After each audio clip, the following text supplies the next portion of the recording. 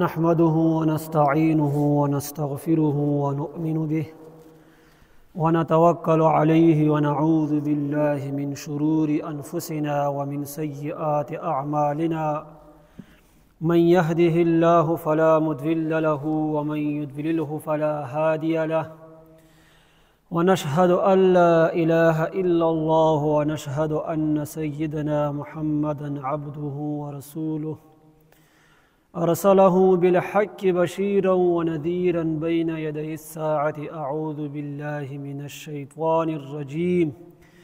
بسم الله الرحمن الرحيم. قال الله تعالى في القرآن المجيد والفرقان الحميد: أرضيتم بالحياة الدنيا من الآخرة فما متاع الحياة الدنيا في الآخرة إلا قليل. وقال رسول الله صلى الله عليه وسلم: الدنيا سجن المؤمن وجنة الكافر. اللهم صل على محمد وعلى آل محمد كما صليت على إبراهيم وعلى آل إبراهيم إنك حميد مجيد. صدق الله مولانا العظيم. زما قابل قدر مسلمانانو په دې دنیا کې څومره هم پیغمبران تیر شوي دي، د هغوی ټولو فقر زندگی د دنیا کې تیره کړې ده.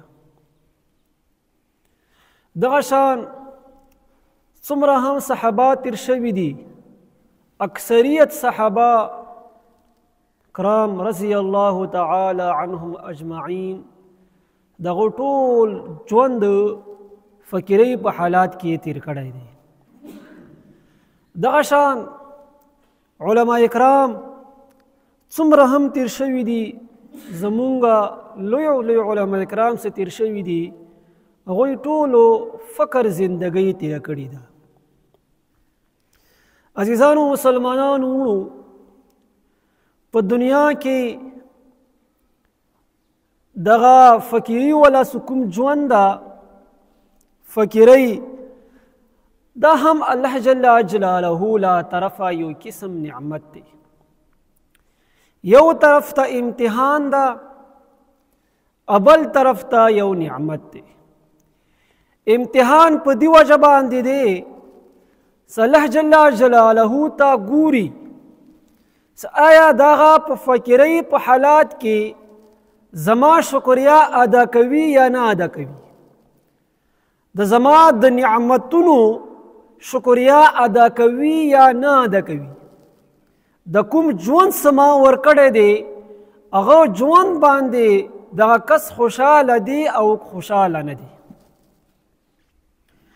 او نعمت په دې وجه باندې دی څومره هم انبیاء کرام علیهم السلام تیر شوي دي، دغه شان صحابه کرام رضی الله تعالی عنهم اجمعین مغا تیر شوي دي. نو دوی اکثریت داسې هم اوس هغوی خپل فقر ژوند تیر کړی دی. نو یو قسم دغه نیکو خلقو سره مشابهت دی، د دې وجې نه الله جل جلاله لا طرف یو قسم نعمت هم ده. زما عزتمند مسلمانانو، نبی کریم صلی الله علیه وسلم خپل ژوند تاریخ مطالعه وکړي نو دغه د ټول عمر فقر په حالات کې تیر کړی دی. باوجود د دې نه الله جل جلاله د مکې څومره هم غرونه حکم یې ورته وکړو چې دغه غرونه به تا ته سونې نه موږ جوړ کړو، خو بیا هم نبی علیه الصلاة والسلام د فقر سکوم ژوند دی دغه یې غوره کړو، هغه سکوم د سونې والا سکوم غرونه و هغه یې ټول رد. زما عزتمند مسلمانانو، کوم خلک څه هم فقیران دي، مال و دولت په اعتبار سره دا خلک کمزوري دي، دوی ته سپک نظر نه دی لیدل پکار دی.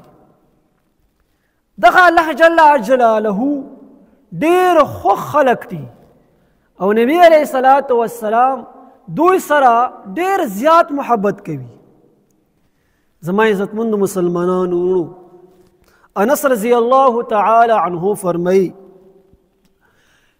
چې ورځ نبی کریم صلی الله علیه وسلم دغه دعا وکړه، بلکې دغه دعا یې به کوله چې یا الله د فقر ژوند ماته راکړي، فقیرۍ والا ژوند ماته راکړي، او فقیرۍ په حالات کې ما د دنیا نه رخصت کړي، او دغه شان قیامت په ورځ ته ما پڅوي، یا الله فقر حالات کې مته پاڅوي.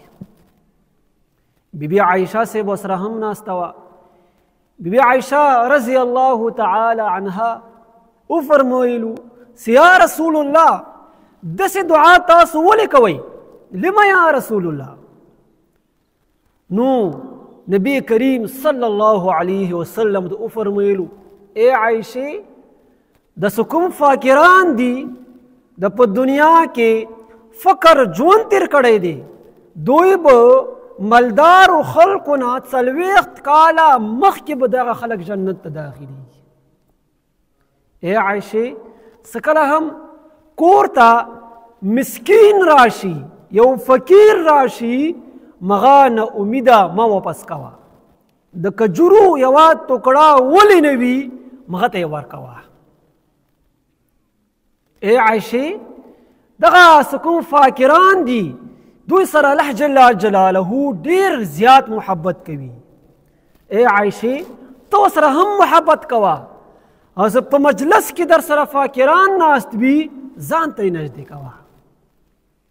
زما عزتمندو مسلمانانو دینه مونږ ته دغه معلومه شوه د دې حدیث نه چې فقیران خلق څه کوم دي. د مال و دولت په اعتبار سره دا خلق کمزوري دي، اگرچه دنیا ورته سپک نظر کوي، خدا نبی کریم صلی الله علیه وسلم په نظر کې ډېر اوچت خلق دي. الله جل جلاله دوی ته ډېره لویه رتبه ورکړې ده، اگرچه دنیا یې نه مني، دنیا سپک نظر ورته کوي. زما عزتمندو مسلمانانو مونږ ته هم دغه پکار دي، چا څه هم فقیر وي، مال و دولت ورسره کمزوري وي، نو دغه نعمت شکریا ادا کول پکار دي. هر حالات کې انسان ته پکار دی شکریا ادا کی، شکر الحمدلله تاسو ما ته څه راکړي دي دا ډېر ډېر دي.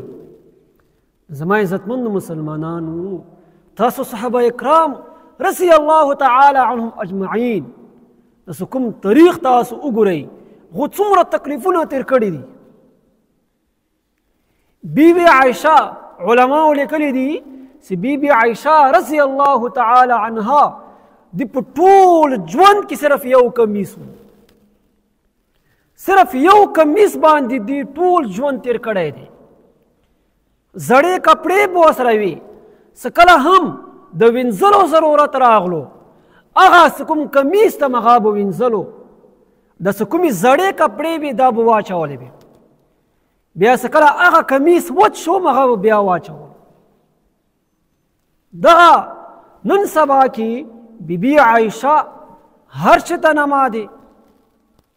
زما عزتمندو مسلمانانو خود د نبی کریم صلی الله علیه وسلم څنګه ژوند تیر کړی دی داسې ژوند یې هم تیر کړی دی.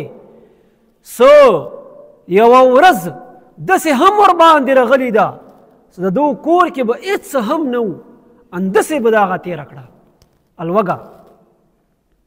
هغه انبیا کرام علیهم الصلاة والسلام دومره تکلیفونه یې برداشت کړي دي.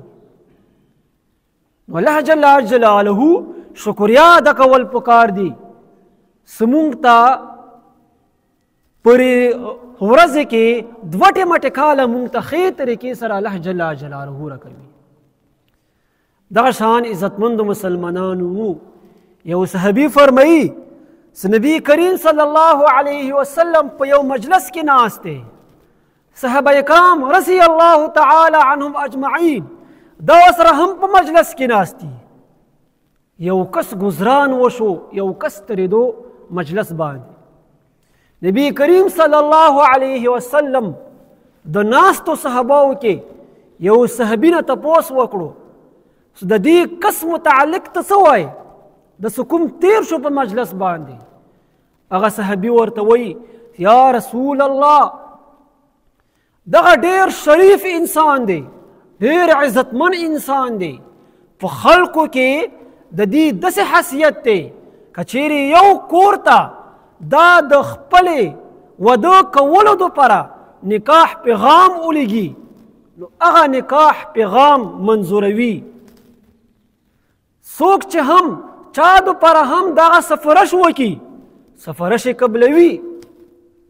دغه شان په خلقو کې ډیر معزز ترین سړی دی یا رسول الله. نبی کریم صلی الله علیه وسلم کله دغه اوریدو خاموش پاتې شو.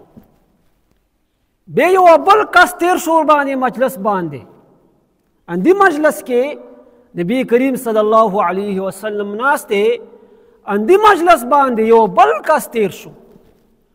بیا یې تپوس وکړو صدیق کس متعلق تاسو څه وایو؟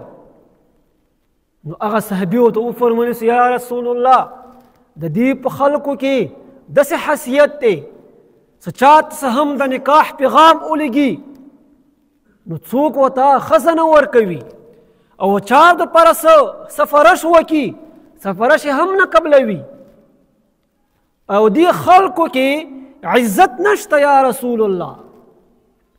نبی کریم صلی الله علیه وسلم ورته د دې خبرې سره جواب ورکړو چې د کوم مالدار انسان تیر شو اول څه کوم تاسو کوم تعریف وکړو دینه څه ټوله ځمکه هم ډاکه شي د دې یو فقیر نه ډیر زیات بهتر دی. دغه فقیر ورنه ډیر زیات بهتر دی. د کوم مالدار کس دی دینه څه ټوله ځمکه هم ډاکه شي دغه فقیر ورنه ډیر زیات بهتر دی. زما عزتمندو مسلمانانو نبی کریم صلی الله علیه وسلم امت ته یو قسم تعلیم ورکړو. دغه دنیا په نظر کې د کوم فاکران خلق دي دغه په دنیا ورته سپکه ګوري خو الله او دغه رسول ورته سپک په نظر باندې نه ګوري. تاسو به وګورئ معاشرې کې څومره هم څه فاکران دي چا سره څه هم کوم کور سره واده کول غواړي واده ورکوي نه ورکوي. اول تپوس کوي د دې مالی حالات وګوره مالی حالات کمزور دي موږ ورته خپل نه ورکوو ورته. دغه شان د دې خبره په معاشره کې نه چلیږي. عزت ور احترام نه وي او بیا څه چا سره هم څه لګي زګي پیسې وي هر یو کس ورته جی جی کوي. زما عزتمندو مسلمانانو نبی کریم صلی الله علیه وسلم ته دغه شان الله جل جلاله وړاندې دغه معزز ترین خلق دي. ما درته مخکې هم ویلو یو بل روایت کې راځي الله جل جلاله نبی کریم صلی الله علیه وسلم فرمایي د کوم فقیران کوم خلق دي د خپل فقیرۍ ژوند باندې دی صبر کړی وي خو وخت تیر کړی وي دا به د مالدارانو نه به مخکې دا به جنت ته ځي. او مالداران څه کوم خلق دي هغه به حساب و کتاب دپاره ودرول شي او دوی ته به وایي چې تاسو ځئ د مال څه کوم مونږ درکړی دی اول د دې حساب راکه ماته غنه بعد بیا ځه. که دې صحیح طریقې سره مال استعمال کړی نه وي نو بیا ټکانه دا ډېره خرابه دی. زما عزتمندو مسلمانانو دغه شان نبی کریم صلی الله علیه وسلم یو بل حدیث دی. نبی علیه الصلاة والسلام فرمایي چې تاسو سره کوم امداد کیږي تاسو سره کوم رزق درکولی شي دغه فاکرانو د وجه نه تاسو باندې الله جل جلاله رحم کړی دی. دغه فاکران کوم المنځونه دي دعاګانې دي اخلاص دی د دې برکت سره دغه تاسو مدد کولی شي تاسو ته رزق درکولی شي. عزتمنو مسلمانانو دینه موږ ته دغه معلومه شوه د فقیرۍ څه کوم ژوند ده دغه الله جل جلاله په نیز باندې ډېر زیات اولا دی. کسې داسې ونه کوي چې په فقیرۍ په ژوند کې ناشکره شئ، شکریا وباسئ. هر حالات کې شکریا ادا کول پکار دي. اسپتال ته لاړ شه، بې شمار مریضان به ته وګورئ، شکر به ووځي، شکر الحمدلله. فقیر دوم خو بس ژوند را سره وي، زما بدن ټیک ټاک وي، صحتمند وم. دغه شان ځان نه لاندې خلک څه ته ګورې نو ته به بیا شکریا ادا کوي. که ځان نه باندې خلک ګورې بیا ته شکریا نشي ادا کولی. د دې وجه نه علماو لیکلي دي ستاسو څومره هم حیثیت دی مغه باندې شکریا ادا کوه، او ځان نه پورته خلک ته ما ګوره، ځان نه لاندې خلک ګوره. الله جل جلاله شکریا توفیق به هم درکوي او شکریا به هم توباسي. عزتمندو مسلمانانو خپل قسمت باندې راضي اوسئ. څه هم الله جل جلاله درکړي دي مغه په تقدیر کې تا ته لیکل شوي دي، او کوم خلک هم خپل قسمت باندې راضي وي مغه نیکبختۍ دلیل ده. نبی کریم صلی الله علیه وسلم فرمایي هغه کس دوپاره نیکبختۍ ده، هغه کس نیک انسان دی څه هم تقدیر کې لیکل شوي دي مغه باندې صبر کوي، شکریا یې ادا کوي. شکر الحمدلله تاسو ماته څه هم راکړي دي هغه باندې زه راضي یم. او هغه کس به بدبختۍ وي، بدبخته وي، څه هم څه په تقدیر کې لیکلي دي مغه باندې خوشحاله نه وي، ناراضه وي، شکایت کوي الله جل جلاله ته. خولې نه ګډ وډ الفاظ وباسي، دې سره شته ما څه ولې نشته، ما ته الله جل جلاله ولې درکوي. عزتمندو مسلمانانو بعض به داسې الفاظ به ته خولې نه راوباسي کفر ته به ته وځي. اوس عظیم انسان نیک انسان څه تا نه جوړېږي، څه هم تا ته په تقدیر کې لیکلي دي مغه باندې شکریا ادا کول پکار دي. الله جل جلاله به تا ته بیا نور څه هم ډېر زیات درکړي. دغه شان شیخ عبدالقادر جیلانی رحمت الله علیه فرمایي چې په دې خبره باندې تاسو ځان پوهی کوئ څه هم تا ته په تقدیر کې لیکل شوي وي هغه پسې که ته ساره هم تکلیف ورته ونه کړې، محنت ونه کړې، کوشش ونه کړې، هغه به تا ته خامخا راځي. تاسو وګورئ معاشره کې داسې تاسو باندې داسې حالات هم راغلي وي چې تاسو ته وهم ګمان کې به هم هغه شی نه وي تا ته به راغلی وي. ولې هغه شیز تا ته په قسمت کې لیکلی شوی دی، تا ته به خامخا راځي.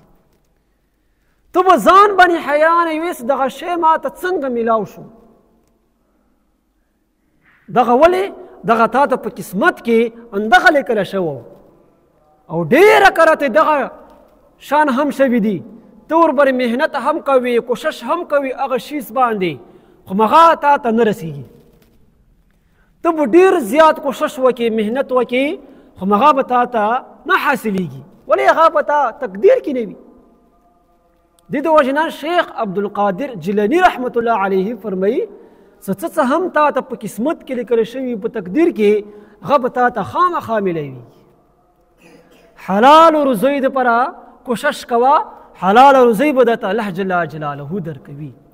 او څه هم تا ته په قسمت کې لیکل شوي هغه به تا ته الله جل جلاله درکوي. عزتمندو مسلمانانو یوه ډېره عجیبه واقعه دی. ابراهیم خواص رحمت الله علیه فرمایي اوس ګورئ چې قسمت کې تا ته څه هم لیکل شوي هغه تا ته څنګه راځي. ابراهیم خواص رحمت الله علیه دا ډېر لوی بزرګ تیر شوی دی. دغه فرمایي په یو مسجد کې یو فقیر ناست و، بزرګ هم و، د ډېرې ورځې عبادات کړی و، خوراک یې نه کړی. درو ورځونه دې عبادات کولو خو خوراک یې نه کولو. نو زه ورته ورغلم، ما ورته وویل چې حضرت که چېرې تاسو څه خوراک ته زړه کېږي نو ما ته ووایو نو زه به درته راوړم. نو هغه کس څه کوم عبادات کولو هغه ورته وفرمیلو او ما ضرورت شته قورما روټۍ کباب دغه ماته راوړه ابراهیم خواص رحمت الله علیه ورته وفرمیلو څه ډېره ښه دی کله سبار ووتو نو ښار هم نه و شهر هم نه و اطرافو کې ټوله ورځ وګرځېدو خو دغه شیز ورته میلاو نه شو زیره خبره دی قورما شوه کباب شوه دغه په شهرونو کې میلاویږي کمتیر په کلو کې میلاو شي داسې څومره هم بهترین شیزونه دي دغه په شهرونو کې میلاویږي خو دغه ابراهیم خواص رحمت الله علیه ټوله ورځ وګرځېدو خو دغه شیز ورته میلاو نه شو روټۍ قورما کباب داسې کله شپه شوه دغه جماعت ته نه امیده واپس راغلو څه کله راغلو خفا هم ډېر زیات و لکه څه هغه فقیر ورته ویلي وو څه ماته دغه شي ضرورت دی دا ورته میلاو هم نه شو څه ساعت دپته څه کله جماعت ته راغلو څه لږ وخت بس دغه جماعت دروازه یې بندوله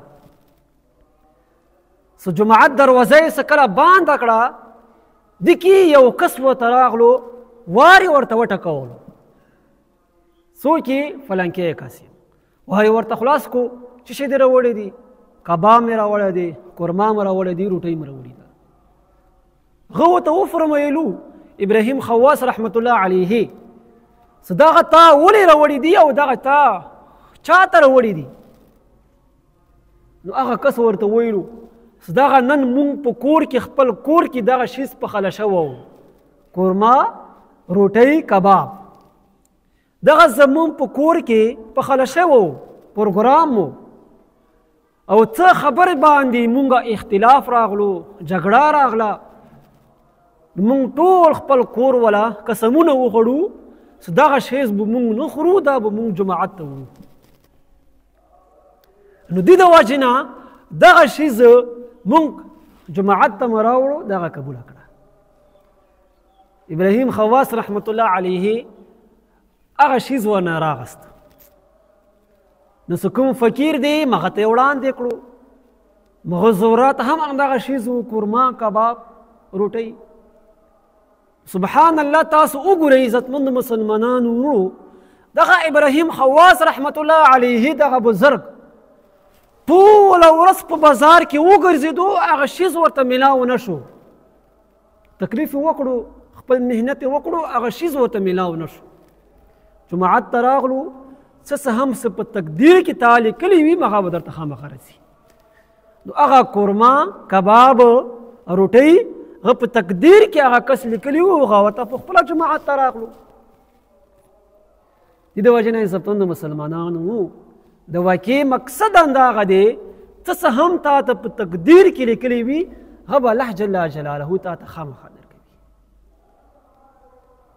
داسې کېدلی نه شي چې تا ته په قسمت کې او په تقدیر کې څه لیکلي وي هغه تا ته میلاو نه شي هغه به تا ته خامخا میلاوي عزتمندو مسلمانانو د ټول تقریر خلاصه همدغه وه که موږ په فقر په حالات کې یو فقیران یو شکریا ادا کول پکار دي نبی کریم صلی الله علیه وسلم فقر ژوند اختیار کړی دی فقر ژوند یې غوره کړی دی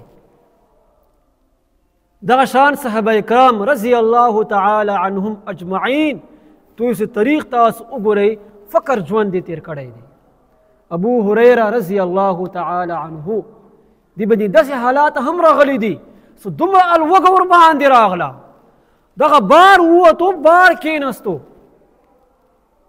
څه کوم ځای باندې صحابه کرام تېرېدو څه کې بنم یو صحابي به راته راشي څه به ما باندې وخوري